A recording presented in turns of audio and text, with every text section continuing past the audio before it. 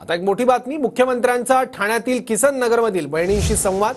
खात्यात पैसे आलेत का, मुख्यमंत्र्यांकडून बहिणींची विचारपूस। विरोधकांच्या अपप्रचाराला बहिणी बळी पडल्या नाहीत असा दावाही शिंदेंनी केला। या ठिकाणी आलेल्या त्यांनी विचारपूस करत आहेत का?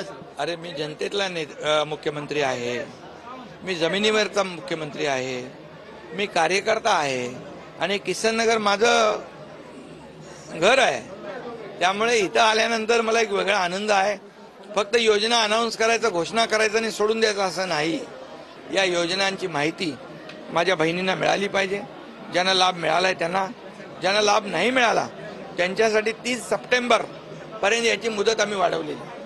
म्हणजे सरकारचा उद्देश, सरकारची नियत साफ आहे, पूर्ण पैसे देण्याची। एका दिवसामध्ये मी स्वतः 15 घरं फिरलोय। माझे सर्व नेते, कार्यकर्ते, आमदार, खासदार, मंत्री, शिवसैनिक एका दिवसात 15 घरं करतील। 1 लाख कार्यकर्ते म्हणजे 15 लाख, आठवड्यामध्ये 1 कोटीपेक्षा जास्ती लोकांना भेटतील आणि या सर्व योजनांची माहिती त्यांना देतील।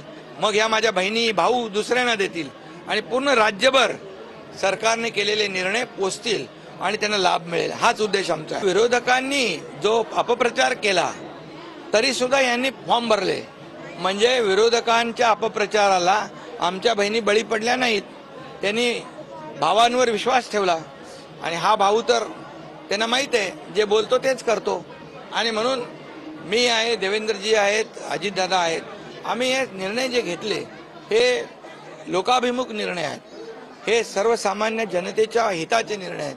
त्यामुळे हे कायम सुरू राहणार। कॅमेरा पर्सन मोहन दुबेसह सुनील जाधव, TV9 मराठी, ठाणे।